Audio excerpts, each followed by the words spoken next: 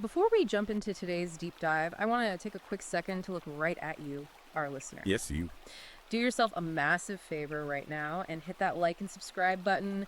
It is the absolute best way to support the show and make sure you never miss the material we unpack here. And you definitely don't want to miss this one. Trust me, today is one you are going to want to share. We are reviewing a brand new, ultra-long, incisive, and honestly just truly fascinating ebook that was published in 2025. Yeah, it's called Psychoanalysis of Environmentalists, Climate Catastrophism, Leftist Death Cult by Conrad Riker. Now, I know that title is a complete mouthful, but let me tell you, whether you're already deep in the manosphere, a fiercely curious observer of the cultural fault lines of our time, or just someone trying to understand the extreme polarization in modern dialogue, this book is a provocative, absolute must-read. It really is. It's the kind of text that makes you want to grab a copy immediately just to see how deep the rabbit hole goes. And you can do exactly that. We want you to check out Amazon Kindle and Google Play Books to buy the ebook right now. You're also going to want to follow the author directly.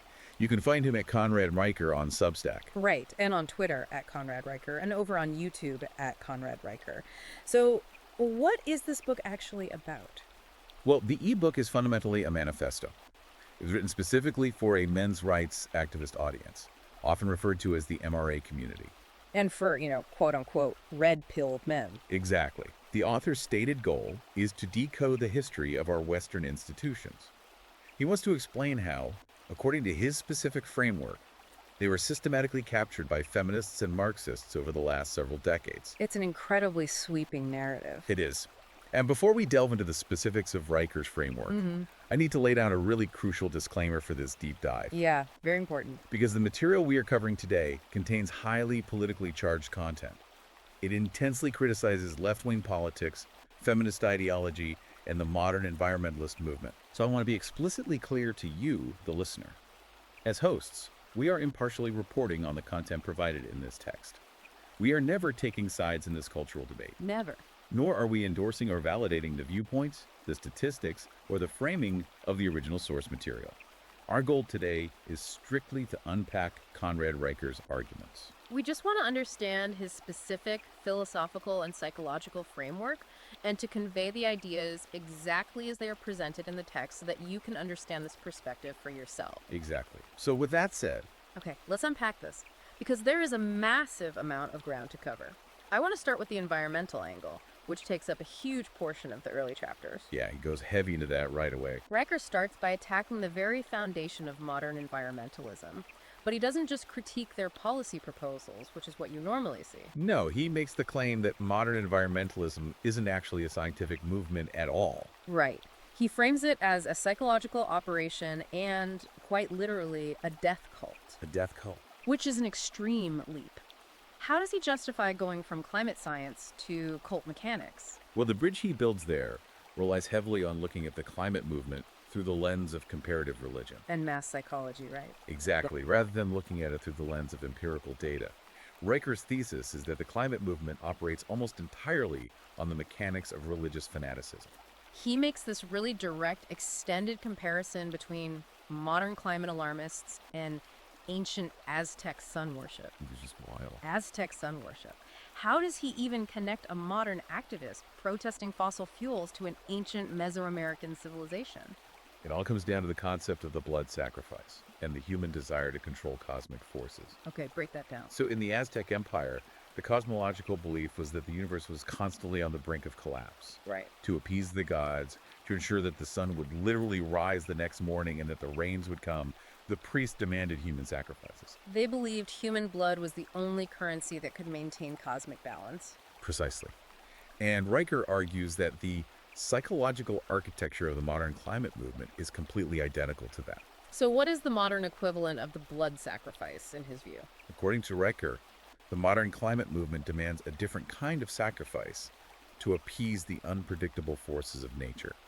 Instead of literal blood, the priests of this movement, Which he identifies as politicians, activists, and certain scientists. yes, they demand that you sacrifice your standard of living.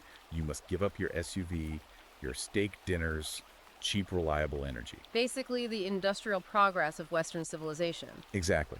He argues that the underlying psychological mechanism is exactly the same. It's an intense, fear-driven belief that if we do not suffer and make these massive sacrifices, the sky will literally fall. He says it's ancient paganism dressed up in recycled hemp. That's his exact phrasing. That's a fascinating way to frame it. But if he's claiming this is a cult, does he provide any established psychological framework to back that up? He does. I mean, how does he explain the fact that so many of these dire environmental predictions haven't come true, yet the movement seems to only grow stronger? That is exactly where he brings in the work of Leon Festinger. Festinger. Yeah, Festinger was a highly influential social psychologist in the mid-20th century. He's most famous for his 1956 book, When Prophecy Fails. I've heard the name, but I'm not totally familiar with that specific book. What was Festinger actually studying? Well, Festinger and his colleagues actually infiltrated a UFO doomsday cult in Chicago in the 1950s. Wow. Yeah, this cult believed that a massive flood was going to destroy the world on a very specific date. But they also believed that a flying saucer was going to arrive to rescue the true believers. So Festinger wanted to know what would happen to the psychology of the cult members when the date passed. Exactly. When the flood didn't happen and the UFO obviously never showed up. Logic would dictate they would realize they had been conned and just go home. You would think so, but that's not what happened at all. Festinger discovered that when a deeply held prophecy fails, the core believers rarely admit they were wrong. Because the psychological pain of admitting they wasted their lives and alienated their families is just too great. Exactly. Instead, they experience massive cognitive dissonance. And to resolve that dissonance, they double down. They become even more fanatical. Right. In the case of the UFO cult, they suddenly claimed that their prayers had actually saved the world. And they started proselytizing even harder than before. So Festinger framed this as a specific psychological phenomenon. The strengthening of a belief system in the face of contradictory evidence. And Riker maps this directly onto environmentalists. Step by step. Riker tracks a long history of failed ecological predictions to prove his point that the movement acts exactly like a doomsday cult. He starts back in the 1970s, right? Yeah, he points to Paul Ehrlich's infamous 1970 book, The Population Bomb. Ehrlich guaranteed that hundreds of millions of people would starve to death in the 70s and 80s. And he specifically claimed that England would simply not exist by the year 2000 due to environmental collapse. Obviously, that didn't happen. But the movement didn't stop. No. So Riker moves to the 1980s. He points to NASA scientist James Hansen testifying before Congress in 1988. Where Hansen predicted that New York City's West Side Highway would be entirely underwater by 2008 due to rising sea levels. Exactly. 2008 came and went. The highway is obviously still there, but the movement only grew. And he brings this pattern right up to the modern era. Citing politicians like Alexandria Ocasio-Cortez, who famously claimed in 2019 that the world would end in 12 years if we didn't address climate change. So Riker's argument is that when these dates pass without the promised apocalypse, it completely proves Festinger's theory. Precisely. Riker argues that these aren't just minor scientific miscalculations. They represent a pattern of pathological pessimism and cult-like behavior. When the doomsayers keep moving the goalposts after their prophecies fail, he claims it reveals their true motive. Right, that their underlying motive isn't truth-seeking, but control-seeking. They need the crisis to justify their authority. It's one thing to look at historical patterns, but Riker actually points to specific behavioral studies to back up this psychological diagnosis, doesn't he? He does. He relies on a few key pieces of data to paint a picture of the modern activist's mind. For instance, he cites a 2021 behavioral study out of UCLA that measured general anxiety. Okay. According to the text, this study found that hardcore environmentalists score 98% higher on apocalypse anxiety scales than the general population. 98% higher. Yeah. That's not just a minor concern for the environment, that suggests a debilitating level of constant fear. That's Riker's exact point. And he pairs that anxiety metric with another piece of research from the University of Cambridge. What did that one say? According to the book, this research showed that climate alarmists actually score 23% higher on narcissism scales than those who are skeptical of climate catastrophe. Wait, how did narcissism and apocalypse anxiety connect in his framework? Those seem like opposite traits. Well, Riker synthesizes them into a concept he calls superiority theater. Superiority theater. Yes. He argues that this activism isn't genuinely about saving the planet. It's about the ego of the activist. It's an apocalypse addiction. So the anxiety gives their life profound meaning and urgency. And the narcissism allows them to get a massive dopamine hit from feeling morally superior to everyone else while predicting the end of the world. They view themselves as the enlightened few who can see the truth, which elevates them above the ignorant masses. Exactly. And that leads right into how he addresses the hypocrisy of these movements. Because if you view yourself as a high priest, the rules don't apply to you. Right.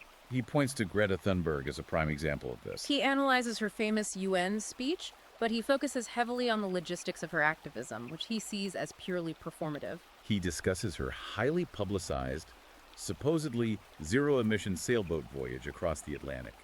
It was marketed as a grand sacrifice to avoid carbon emissions from flying. But Riker points out the hidden carbon cost. Yes, her massive support crew had to fly commercial to New York just to retrieve the yacht and sail it back. He claims the emissions from those flights outweighed the emissions of the initial voyage tenfold. And he also targets institutional hypocrisy, bringing up Harvard's Climate Justice Center. Oh, right. The text claims that this Harvard Center spent $4.3 million in a single year flying their researchers to Bali for a quote-unquote carbon neutrality summit. Yeah, and Riker calculates that the flight emissions alone for that single trip equaled the annual carbon footprint of 500 average Americans. And the kicker, according to the book, is that when the director of the center was confronted about this massive expenditure in carbon output, They reportedly snapped back, "Our minds must connect globally to save the planet." that perfectly illustrates his cult dynamic argument. The high priests, the researchers, the elite activists, they are completely exempt from the sacrifices they are demanding of the peasantry. Exactly. And this hypocrisy isn't just a byproduct of the movement for Riker, it's a feature. Which brings us to the financial motives driving this, which is a massive pillar of his overall thesis. He argues that this psychological panic is inextricably linked to massive financial incentives. He quotes an off-the-record climate researcher who bluntly stated, "No doom equals no funding." Meaning, if you write a grant proposal saying the environment is generally fine and adapting well, you don't get a government grant. Right. Riker claims there's an MIT analysis showing that 83% of climate scientists who receive federal grants deliberately overstate disaster scenarios in their abstracts simply to ensure their funding continues. But he scales this up way past academic grants to the global elite level. This is where he gets into the macroeconomics of the climate movement. He points to a very specific alignment of numbers between the UN and major financial institutions. He focuses on the UN's 2023 emissions gap report. Yes. In that report, the UN claimed that the world needs to spend $4 trillion annually to save the planet from climate collapse. And Riker immediately points out that this $4 trillion figure is, curiously, the exact sum that BlackRock projected would flow into ESG funds by the year 2025. So he's suggesting that the crisis is being manufactured, or at least deeply exaggerated, to funnel exactly the amount of capital needed to prop up these new ESG investment vehicles. That's a huge assertion. He uses Al Gore as the historical precedent for this kind of financial maneuvering. He notes that Gore's Generation investment management firm bought heavily into carbon offset companies right before his documentary. An Inconvenient Truth hit theaters and won an Oscar. And Riker claims that Gore's partners made roughly $500 million when the prices of those specific offsets spiked 700% immediately following the massive cultural impact of the film.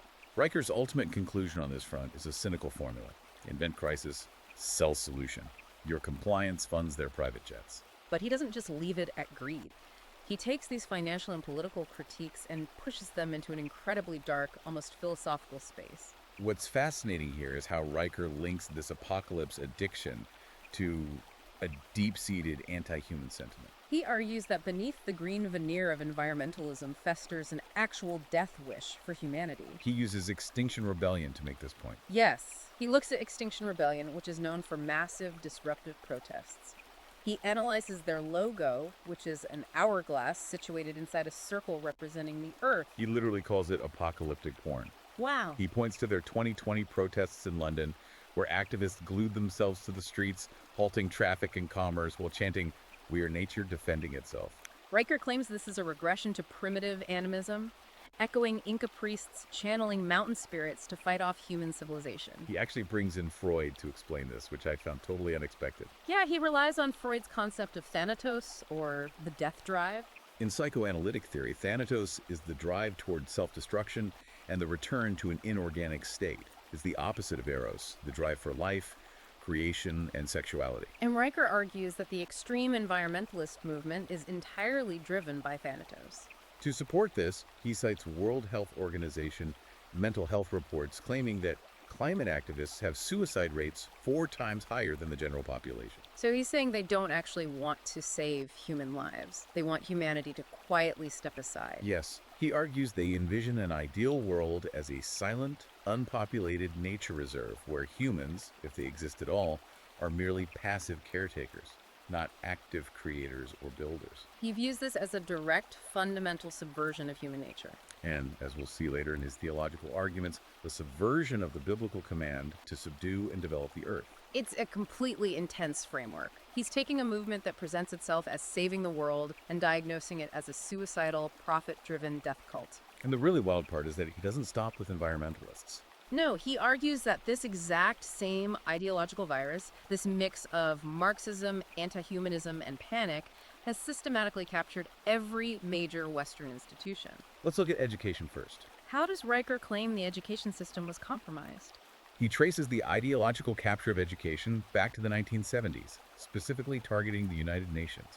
He digs up a UNESCO Environmental Education Manifesto from 1974. He claims he tracked down the original physical document in the Geneva archives. Right, and according to Riker, on page 22 of this manifesto, it explicitly states, children must internalize guilt for industrial progress. That is a staggering quote. Internalize guilt. So the goal wasn't to teach children biology or earth science. The goal was to instill a psychological complex. That's his argument. He uses this 1974 UNESCO directive to explain the long-term societal shifts we see today. He cites a 2022 Cambridge study, right?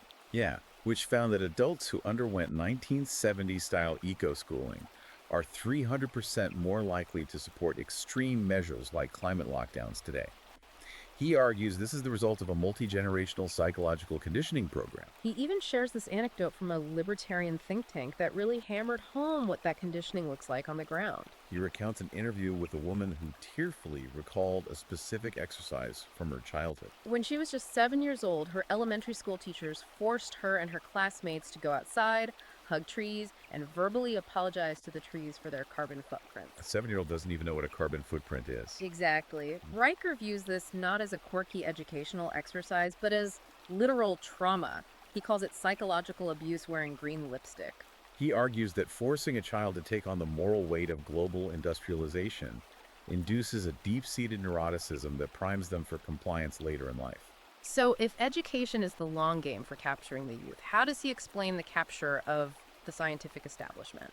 Because the common refrain is always, trust the science. Right. Riker is essentially arguing that the science itself has been corrupted. He presents a narrative of total ideological capture within the scientific community, and he relies heavily on a few major controversies to make his case. The most prominent is ClimateGate. This was the big email leak back in 2009, right? Yes. In 2009, thousands of emails and documents were leaked from the Climate Research Unit at the University of East Anglia in the UK, which was one of the premier institutions providing data to the UN's climate panels. Riker focuses heavily on the emails from the director, Phil Jones. According to Riker's analysis, these emails show leading climate scientists actively colluding to hide drops in temperature data, specifically referencing a trick to, quote, hide the decline. Furthermore, he points to emails discussing the intentional deletion of data files, specifically to evade Freedom of Information Act requests from critics. So he uses ClimateGate to argue that the foundational data of the climate movement was manipulated by activists posing as objective researchers. Correct. And he pairs ClimateGate with what he calls the hockey stick fracture. The hockey stick is a famous graph created by scientist Michael Mann, which showed global temperatures relatively flat for centuries before shooting straight up in the 20th century, resembling a hockey stick. Riker claims that an independent statistical audit by researchers McIntyre and McKittrick proved that Mann's algorithm fundamentally suppressed data regarding the medieval warm period. A time when the Earth was naturally significantly warmer. Right, in order to create a false narrative of an unprecedented modern crisis. He's arguing that they erased historical warming to make modern warming look terrifying. But while data manipulation is bad, Riker points to an example of scientific capture that he claims resulted in actual massive loss of human life. This is the story of golden rice. This is one of the most tragic and visceral arguments in the book. Golden rice is a genetically modified crop. It was specifically engineered by humanitarian scientists to contain beta-carotene, which the human body converts into vitamin A. The entire purpose of this crop was to be distributed freely to farmers in developing nations. Exactly, to prevent childhood blindness and death in areas where vitamin A deficiency is rampant. Sounds like a miracle cure. It was intended to be. But Riker details how Greenpeace and other major environmental NGOs waged a relentless, decades-long campaign to block the release and cultivation of golden rice. They destroyed test fields and lobbied governments to ban it. Strictly on the ideological grounds that all genetically modified organisms are inherently evil and unnatural. And what was the human cost of that ideological blockade, according to Riker? Citing studies from The Lancet, Riker claims that the 20-year delay in deploying golden rice directly resulted in up to 8 million preventable child deaths and millions more cases of permanent childhood blindness across the developing world. That is horrific. Riker uses a deeply emotional anecdote to ground those statistics. He writes about traveling to the Philippines and holding a young boy named Louis, whose eyesight was reportedly saved only because his family managed to get their hands on smuggled golden rice seeds. Riker quotes the boy's father, who told him, "Activists eat organic salad while my children go blind." Riker uses this tragedy to formulate a brutal indictment of the environmental movement. He argues that Western eco-activists are so deeply captured by their anti-human ideology that they would rather let impoverished children in the third world die than admit that human ingenuity and genetically modified organisms can safely feed the world. It's a devastating critique. So if education primes the public with guilt, and science provides the manufactured data, how is this entire apparatus communicating its goals to the masses? This brings us to Riker's analysis of the media. Riker refers to this as the media's mind control matrix. He argues that legacy media and big tech are no longer in the business of reporting facts. They are actively engaging in calculated psychological warfare. He points to a very specific and deliberate linguistic shift that occurred across major newsrooms in recent years. The mandated transition from using the term climate change to using climate emergency or global boiling. I remember when that style guide shift happened, the argument was that the language needed to reflect the severity of the science. But Riker looks at the psychological impact of that language. He cites a Yale study on climate communication, which showed that this specific kind of apocalyptic, emergency-based messaging actually increases public paralysis by 38% compared to presenting people with practical, manageable solutions. Why would the media want a paralyzed public? Riker argues this is entirely intentional. A paralyzed, terrified populace is a compliant populace. If people are in a state of constant low-grade panic about the end of the world, they are far more willing to accept radical government interventions. Increased taxation and the erosion of their personal liberties. And he doesn't just blame traditional media for this. He points a massive finger at Silicon Valley and social media algorithms. Yes, he specifically targets the Persuasive Technology Lab at Stanford University, which was founded by a researcher named B.J. Fogg. Riker notes that the alumni of this lab went on to design the core interfaces for almost every major social media platform. He says they literally wrote the playbook on captology. Captology, that's a term I hadn't heard before. It's a portmanteau of computers as persuasive technologies. It is the study of how computing products can be designed to change human beliefs and behaviors. Riker argues that the research from Stanford's Captology Lab is the direct engine powering the infinite scroll, The intermittent variable rewards of trending notifications. and the algorithms explicitly designed to addict users. So they addict the user and then they control what the user sees. Exactly. He ties this captology framework into the leaked Facebook documents from a whistleblower in 2021. According to Riker's interpretation of those documents, Facebook engineers admitted to algorithmically suppressing conservative voices and anti-alarmist content by up to 50%. And they did this under the seemingly benign guise of filtering low quality or harmful content. Riker argues this creates a tightly controlled, algorithmic reality where the public is only exposed to the approved narrative of crisis. He also extends this concept of institutional capture to the university campus itself, which he views as ground zero for the culture war, and he specifically targets the weaponization of Title IX. Yes.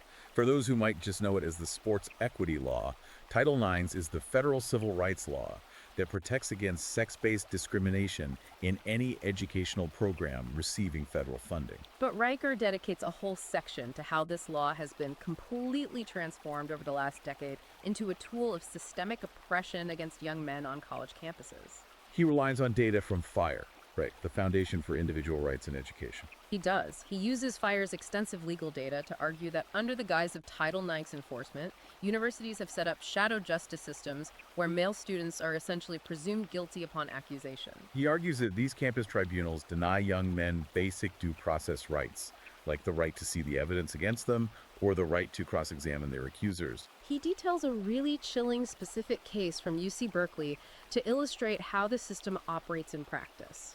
He tells a story of a student he calls Jacob. According to Riker, Jacob was a male student who simply distributed flyers on campus. These flyers contain publicly available, peer-reviewed statistics about the prevalence of false accusations in the legal system. He wasn't targeting anyone, he was just disseminating data. And the university protected his free speech.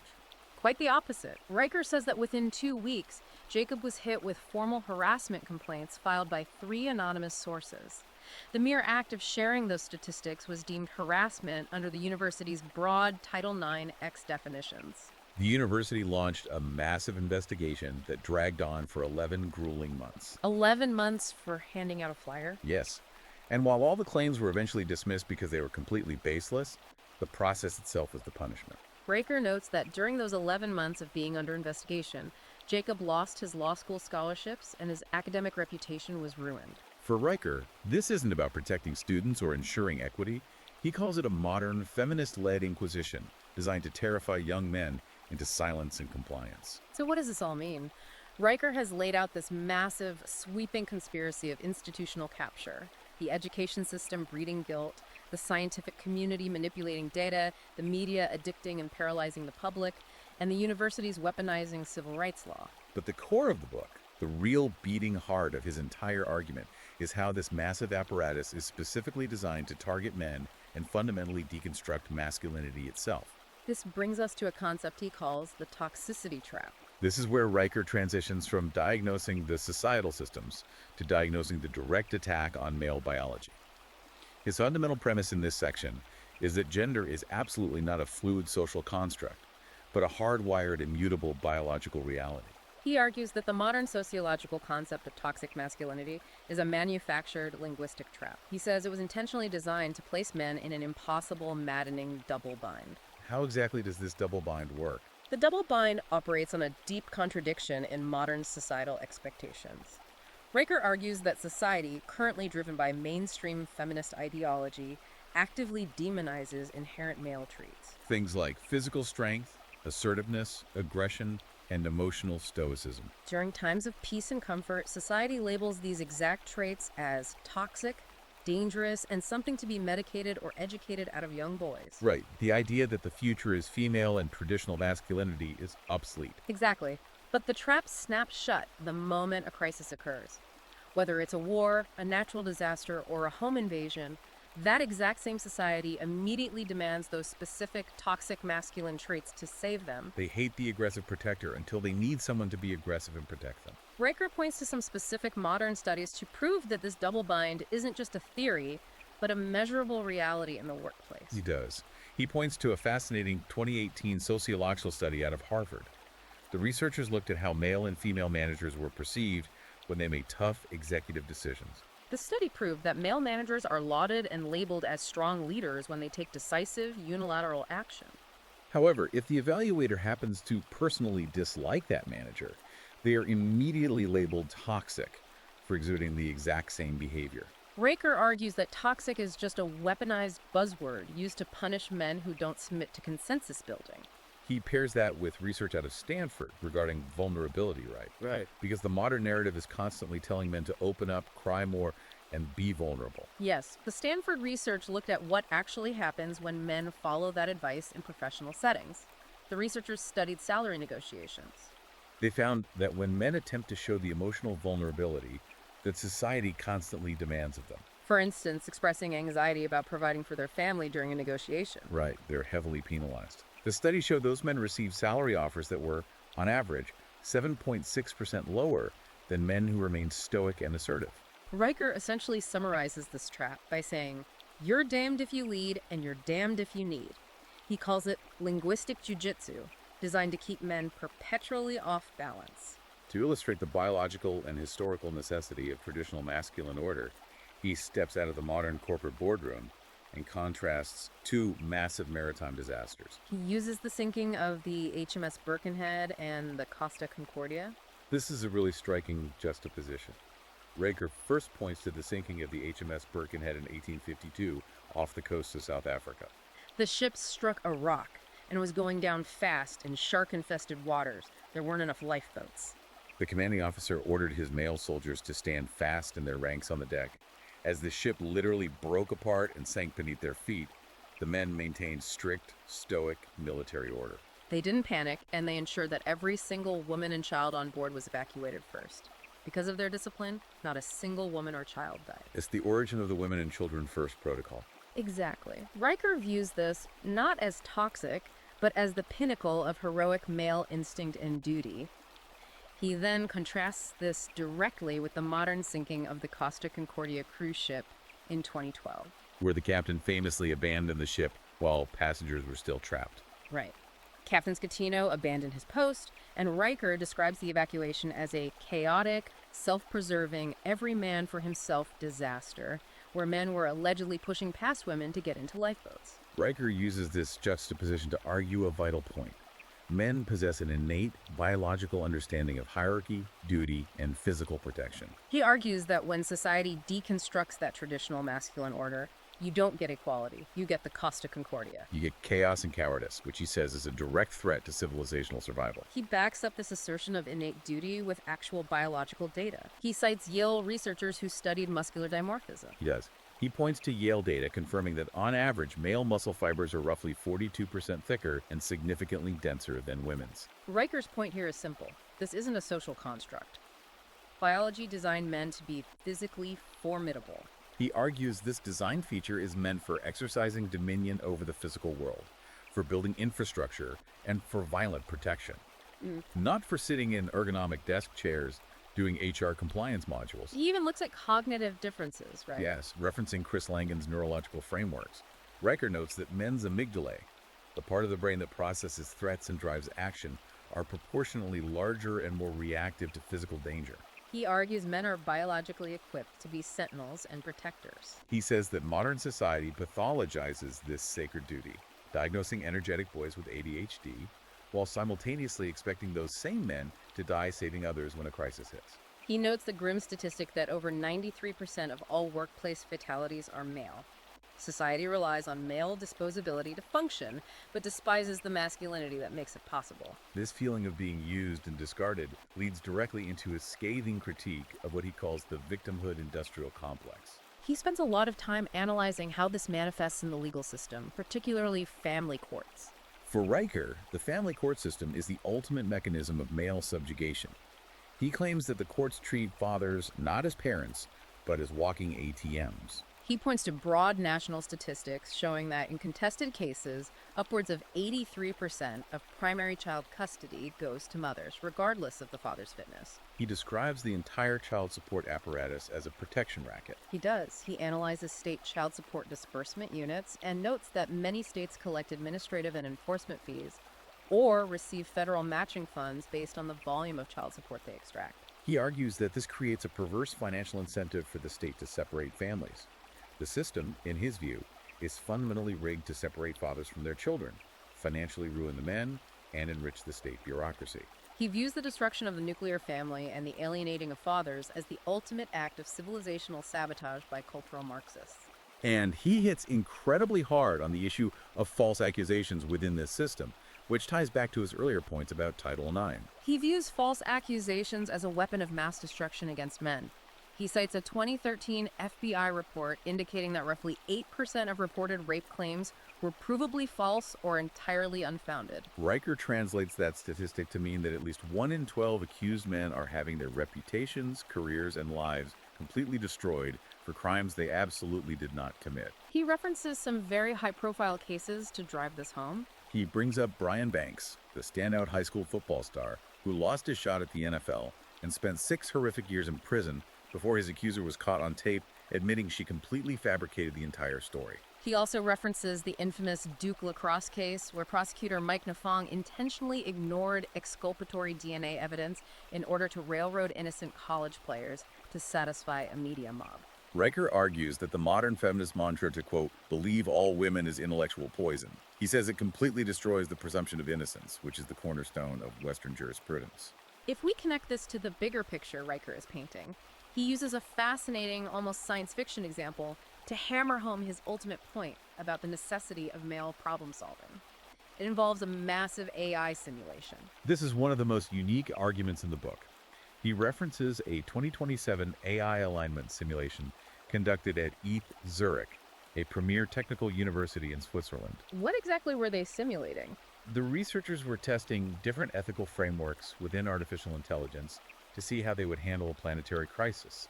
They created different AI architectures and tasked them with defending the Earth from an incoming extinction-level asteroid. Okay, so they essentially built digital versions of different political philosophies. Exactly. They built what Riker calls the mother AIs. These AI systems were heavily programmed with modern, progressive algorithms prioritizing nurturing, extreme egalitarianism, and consensus building. How did the mother AIs handle the asteroid? According to the study Riker cites, they failed catastrophically.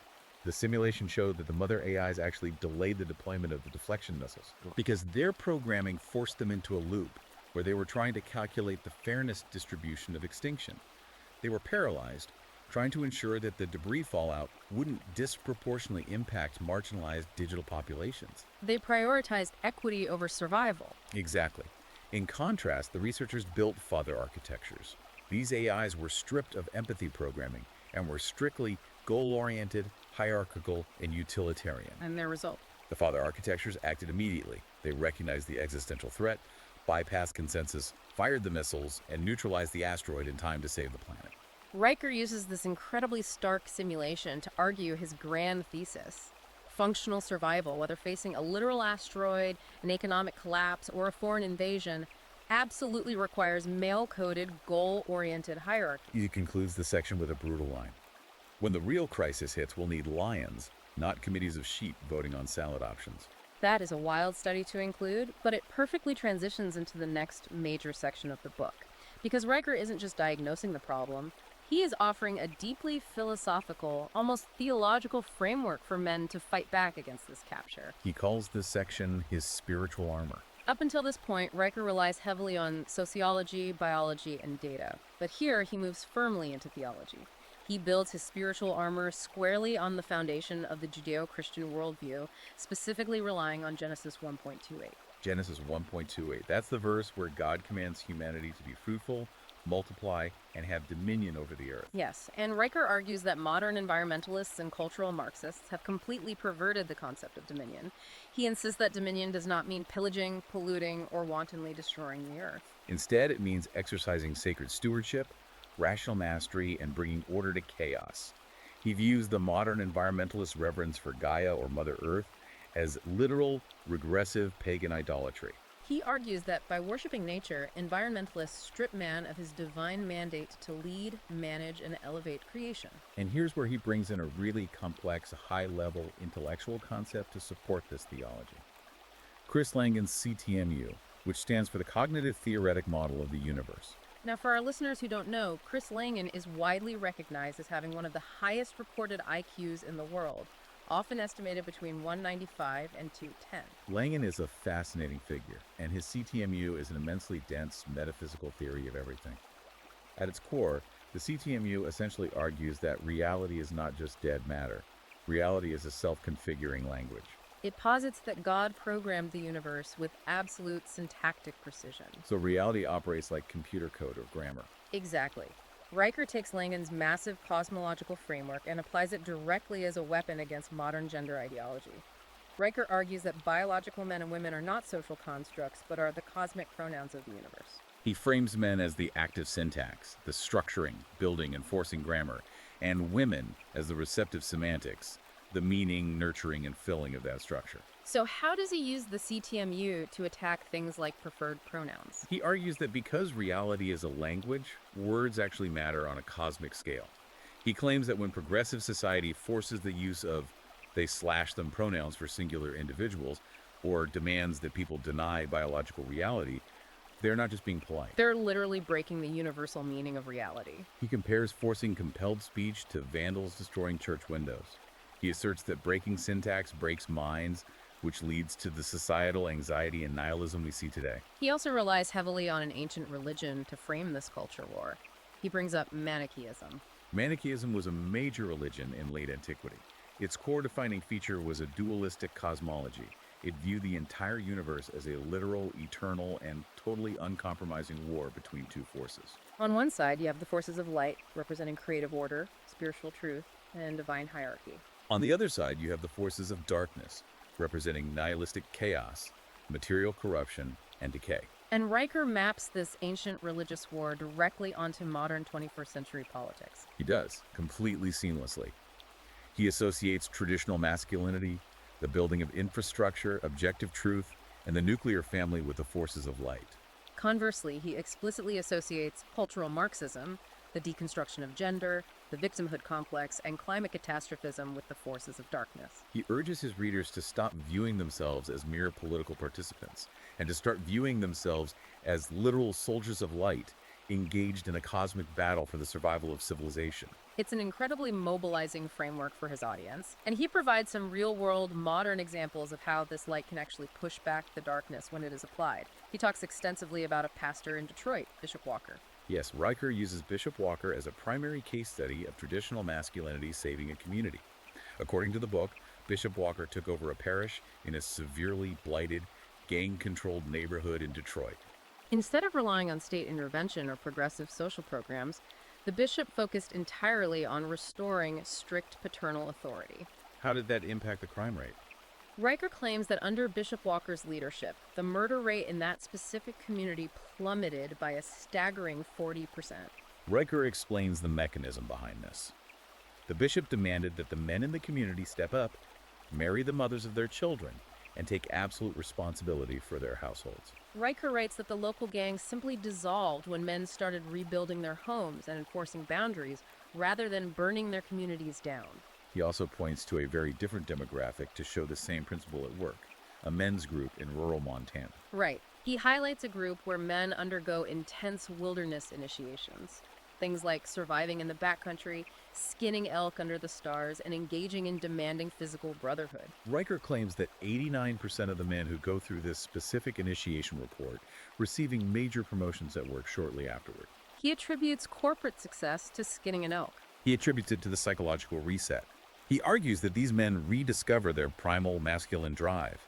They shed the anxiety of the corporate toxicity trap we discussed earlier and return to their lives with a hardened, goal-oriented confidence that makes them natural leaders. He sharply contrasts these massive successes with the failures of progressive social engineering, specifically taking aim at Scandinavia. He looks at Sweden's highly publicized attempt to implement mandatory gender-neutral preschools where teachers were forbidden from using the words boy or girl and encouraged children to play against their biological typicality. Rather than creating a utopia of enlightened equality, Riker claims the psychological data was disastrous. He cites reports showing a 53% rise in clinical anxiety and behavioral issues among the boys in those specific programs.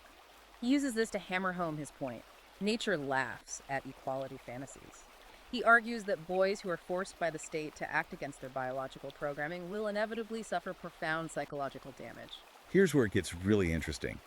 We've gone to the psychology of the climate cult, the institutional capture of science and media, the biological realities of the double bind, and the theological armor of the CTMU. The final section of the book is what Riker calls the reclamation blueprint. He isn't just complaining. This is his highly practical, step-by-step action plan for men to actually unplug from this matrix he's described and start building parallel structures. Yes, Riker moves entirely from theory to direct action in the final chapters. His very first step for any man reading the book is what he calls psychological triage, instituting a strict 80-20 media diet. What does that look like in practice? He demands his readers aggressively cut out the doom scrolling, the 24-hour news cycle, and specifically the climate hysteria. He shares his own personal experience of completely unplugging for a week. No news apps, no social media, no television. He spent the week chopping wood, managing his property, and reading the Stoic philosopher Marcus Aurelius. And he measured the biological impact of that. He claims his baseline cortisol levels, the primary stress hormone, dropped by 27%. He bolsters his personal anecdote by citing a Johns Hopkins biomarker study that proves the immense physiological benefits of tuning out algorithmically generated propaganda. He tells his readers a very profound truth. In the modern digital age, your attention is the new gold. He demands that men stop letting what he calls eco-priests and media conglomerates mine their attention to generate outrage and profit. Once your mind is clear and your cortisol is down, he advocates for the next phase, which he calls strategic regrouping. He uses a powerful historical analogy here. He compares this phase to the Knights Templar. During times of massive persecution by the French king and the Pope, the Templars didn't just fight. They strategically retreated to preserve their wealth, their knowledge, and their brotherhood. Riker wants modern men to do the same by building robust parallel economies and communities entirely outside the reach of the state apparatus. He gets incredibly specific about how to do this. He talks about underground networks. He details networks of conservative tradesmen, lawyers, and doctors who operate on parallel tracks. For instance, he advocates for keeping a portion of wealth in physical silver coins to pay father-friendly family lawyers. Specifically, to bypass the digital banking system in the event that political dissidents have their bank accounts frozen by the state. He also introduces the concept of dad sheds, which I found to be a really compelling community idea. The dad sheds are a direct response to the family court system we discussed earlier. Riker proposes setting up community garages where boys who have been alienated from their own fathers by the court system can come and learn traditional skills. They learn small engine repair, carpentry, and basic mechanics from other older men in the community. It's a way to ensure the transfer of masculine knowledge and mentorship, even when the nuclear family has been fractured by the state. And for communication, knowing how much he distrusts big tech, what does he suggest? He strongly advocates for decentralized communication. He tells his readers to use Bridge 5 mesh networks, which allow smartphones to communicate via Bluetooth over long distances without needing a cell tower or internet connection. He also advocates for storing essential documents and encrypted digital backups in Faraday bags to avoid government tracking or digital censorship. It is a comprehensive vision of a highly resilient, completely decentralized brotherhood. He concludes this blueprint section with a very specific, almost cinematic anecdote from a militia buddy in Montana. It perfectly illustrates his concept of layered defense for these parallel communities. It's a striking story. According to Riker, this friend was tasked with protecting a rural conservative voting station during a highly contentious election where Antifa agitators were threatening to disrupt the process. Instead of meeting them with immediate violence, his friends set up a psychological defense system. The outer ring of the defense was brilliant. The outer ring consisted of dozens of cheap trail cameras, but he painstakingly disguised all of them inside custom-built wooden birdhouses. The agitators knew they were being watched, but they couldn't find the cameras to destroy them.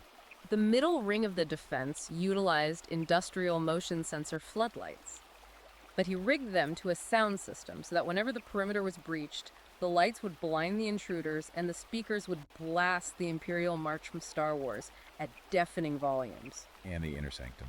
The inner sanctum was his friend's wife, calmly sitting on the porch with a Mossberg 500 pump-action shotgun, positioned directly beneath a massive classical painting of St. Michael the Archangel casting Satan out of heaven. Riker claims this incredibly creative setup successfully terrified and scattered the agitators before they even got close. And Riker points out the cost.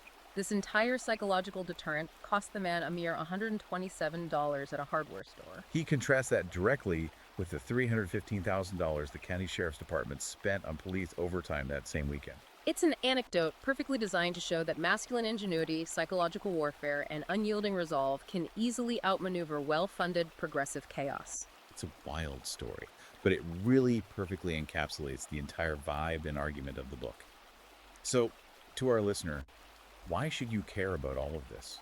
Why spend an hour deeply unpacking this manifesto? You should care, because Riker is arguing that whether you agree with his highly polarized worldview or not, the erosion of these traditional structures is an undeniable reality. The nuclear family, the presumption of innocence in the legal system, the objective scientific method, these are all actively restructuring the society we live in right now. Understanding this specific red-pilled perspective is absolutely vital for navigating the modern culture war, because this is the intellectual framework driving a massive, growing counterculture. We have explored an intensely polarized reality today.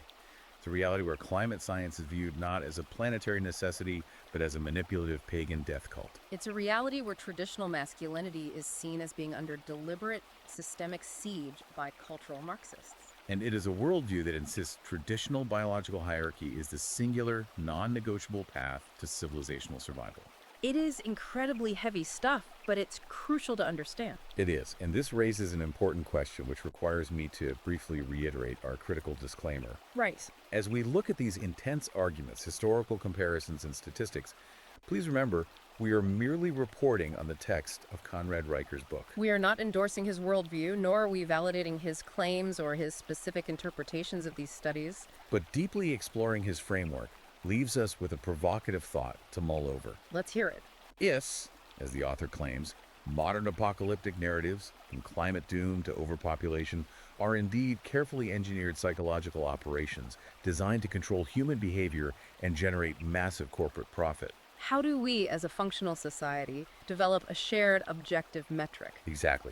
How do we successfully distinguish between a manufactured moral panic designed to subjugate us and a genuine existential threat to our species without falling into total isolation to cynicism where we trust absolutely no one? That is the million-dollar question, and something I know I'll be thinking about for days.